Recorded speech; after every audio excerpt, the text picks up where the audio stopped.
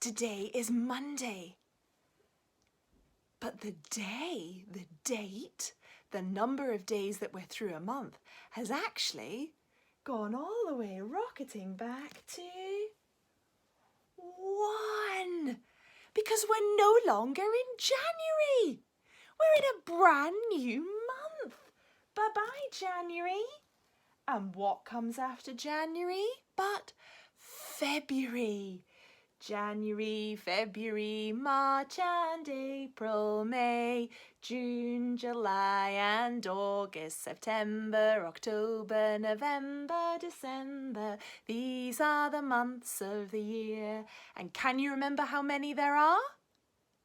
Who said 6? No. Guess again. 10? Ooh, you're getting closer, but it's a bigger number. 15? Definitely not, but it's fairly close. It's between 10 and 15.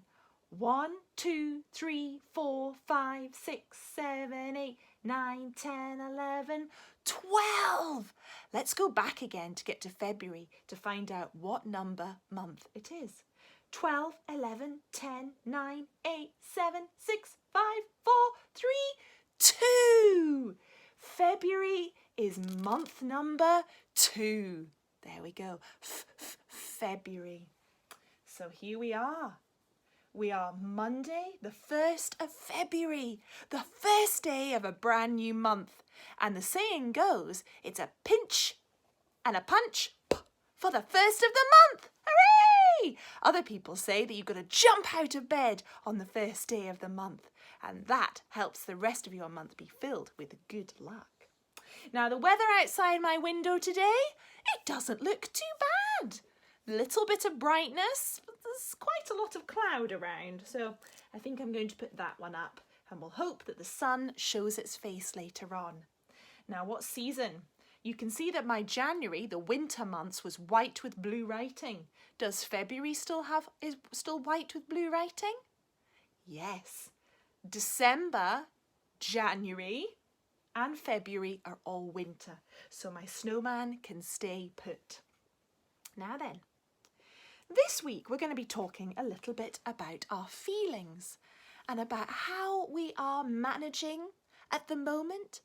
On particular days we might feel thumbs up, on other days we might feel differently, and that's okay. So in Form 1 we always want to be in the green zone. That's where we want to be, because that means that we're feeling good. Green is for go. We're ready to learn. But it's okay. Sometimes we might feel a bit in the blue zone. And occasionally when people were arriving in the morning to Form 1 and putting in their lolly sticks, some people did choose the blue zone, not because they were sad, but sometimes because they were tired. So the blue zone can be both. You can feel sad. You could feel a bit tired. Or maybe you just don't feel quite well. Maybe you got a bit of a sore tummy or a bit of a sore head. That's the blue zone. Some of us occasionally feel in the red zone, don't we? And again, that's okay too. Sometimes things do make us angry. And that's all right. Sometimes anger has to come in order for us to get back to be feeling this. Sometimes if we don't have that angry feeling, we're left feeling very blue for a long time. So big feelings, big, strong, red, angry feelings, it's okay to have those. But it's important to learn how to go from this zone all the way back to the green zone. And we'll be talking about this week. And of course, there's also this zone, the yellow zone, where we can feel very excited. Sometimes we're far too excited to learn properly. We're high as kites. We're very bouncy. We can't concentrate. We're going here. We're going there. We're getting that toy out. We're getting that toy out. And actually, we're not able to learn properly when we're in the yellow zone. It's a good feeling, but sometimes we can't learn at our best when we're there. So we're going to be talking about getting back to the green zone. Now let's start with this one. I admit, I woke up this morning, I was feeling quite tired. I had big yawns and my eyes just didn't want to open, and I lay in my bed for quite a long time. But do you know what I did? I got up, I put on my dressing gown, and I opened my front door. And I went, and sometimes having a bit of fresh air can really waken you up. It stimulates the senses. I could feel the cold air going through my nose. I could feel the cold air on my face and on my hands. And when I breathed in, that cold, fresh air went down into my lungs, and actually taking that big breath and then letting it out again really helped me feel better. And suddenly I went from being in the blue zone to being in the green zone. So whether or not you choose to take a breath of fresh air, and remember, it doesn't have to be opening a door, you could just open a window a little bit. Sometimes that helps. But it's also about having a big breath. So we're going to start our morning with bubble breath. Have you got your tin of bubbles? Have you got your wand? When we dip our wand into our mixture of bubbles, we're going to take a deep breath in. Because when we've pulled the wand out, it's going to be time to blow. Now, when you blow bubbles, do you blow really fast? No, you have to blow slowly.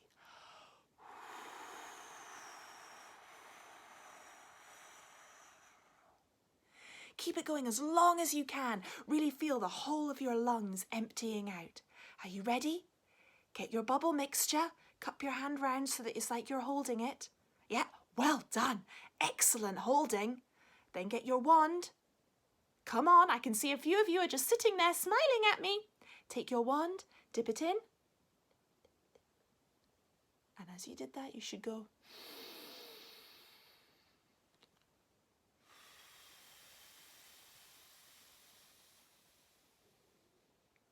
Wow. Had it been real, I think we would have blown some really big bubbles there. Well done! Now then, this week is a special week. This week we're going to learn all about birds. This is a box that I keep loads of cards in. Birthday cards, thank you cards. It was just on my shelf and I spotted it. On here we've got some beautiful birds. Birds you might see at the seaside. Birds you might see flying high in the sky. Birds you might see in a pond. Birds you might see out in the countryside. We're going to learn all about birds. Some of the birds that you have close to home, but also birds that live far, far away. I'm going to go and get my hat and I'm going to take you outside to start our adventure about learning about birds. Are we ready? Let's go! I'm now out in my garden. Now where I currently live in Stenton, I'm really high up on a hill. So there's not a lot of trees in my garden, and because it's winter time, there's not a lot of plants growing. So then what do the birds eat? Some birds eat little bugs and insects. Certainly there's more of those around in the summer, but at the moment they're probably scrabbling around in the soil trying to find worms. When the soil is frozen, this is really difficult, which is why you need to give them a little helping hand. Can you see my little sunflower? We put some bird seed in the very top of that flower up here, and sometimes birds come and visit it. Look, who's coming now? This is a robin. Now, we have lots of robins in our garden. Normally, they live in the summer months much, much further north, in countries like Norway and Sweden. But in the winter, as it comes close to Christmas time, they come down here because they think it's warmer here. Robins eat all sorts of different things, and we've actually seen this little fella. He has been eating out of our bird feeder that Ewan and I made a few weeks ago. Oh, off he goes. You can tell a robin by his beautiful red breast. He's very obvious in the winter when all the surrounding land isn't very colourful. What about this guy? Hey, this is a blue tit. These are beautiful birds. You see them a lot in the springtime, but less in the winter months. An awful lot of them fly south. They are very obvious by their blue bit just on their tummy, and a little bit of blue and yellow by their eyes. They have a near relation called a great tit, and they have a much darker, almost blue-black, where the blue tit has bright blue. Off you go. The other bird that you might see in your garden is this guy here. He's a chaffinch. You can tell a chaffinch because he has a very light blue bit on his eye and he has almost a pink tummy where the robin has red. Off you go.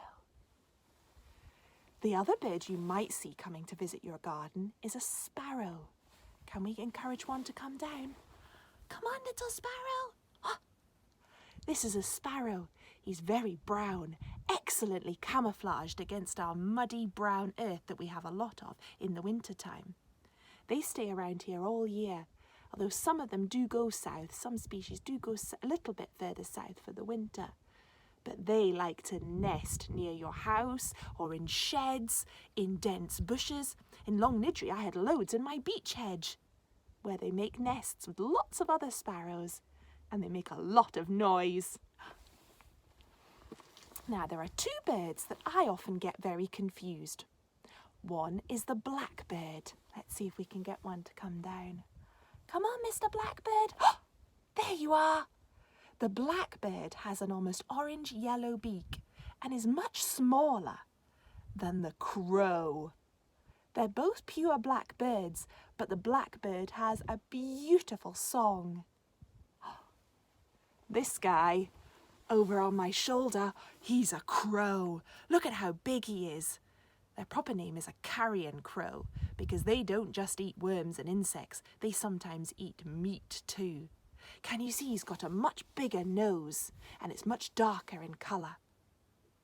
Crows do come to our garden, but you'll more often find them on farmland where they'll be out in the field, particularly ploughed fields, pecking at the ground trying to get up some worms.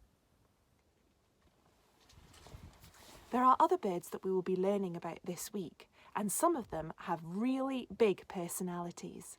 But the thing to remember about birds is you will see different birds in different places. The birds that you might find in your garden will be very different to the birds that you find down near the seaside. The birds that you'll see down there are the seabirds, and they are usually fishing birds. They eat fish. The birds that you might find up in a wood might be different again. I've just been up to Pressmennan Wood and we heard a woodpecker. It was amazing. And we also saw this. It's very hard to see, but if you look closely, you might be able to see a dark shape flying around. This was a buzzard. He's a very big bird, and they often live in pairs. So there's a girl and a boy. And here there were two of them, but I only managed to get my camera out to capture one. The golden eagles and the really big birds, they need lots of space to fly around, so you'll probably find them up in the really high hills or in the mountains. Some of them don't live in Scotland at all, and they live in the really high Himalayan mountains. In Scotland, though, we do have some eagles, and they tend to live in the Cairngorm Mountains or the Highlands of Scotland, really remote places. Let me take you round now to show you the bird feeder that Ewan and I made. Can you see the bird feeder that Ewan and I made? It's just over there, hanging in the hedge. We made it using a yoghurt pot. Sometimes when you've been cooking things, for example over the weekend, did you have sausage? Did you have bacon? When you're frying things, and if a bit of fat comes out of it into your pan, you can tip some porridge oats, stir it around, and the oats will absorb the fat. We then scrunched it up in tin foil and put it in the fridge. And then when we had a spare yoghurt pot, we popped it in and hung it from the tree. Here it is up close. I can see that some birds have been eating it because the level of the porridge oats and the fat has slowly gone down. Later this week, Mr. Spiden will be teaching you how to make special bird cake using proper meaty fat called lard and lots of bird seed. You can buy lots of different bird food in the shops, but it's important to remember that the bigger the nut, for example peanuts, they have to be put in a special container because actually some birds can choke on them. If they don't manage to peck them apart, they can actually get stuck in their throats. Things like fat balls and porridge oats and bird seed, very small, they're brilliant for lots of different birds. You can also buy little worms too, but not all birds need to eat a lot of that. Sometimes that can be quite bad for them. I hope you enjoyed learning about birds today with me, and we'll be learning more as we go through the week. You have a great day today. Bye-bye for now.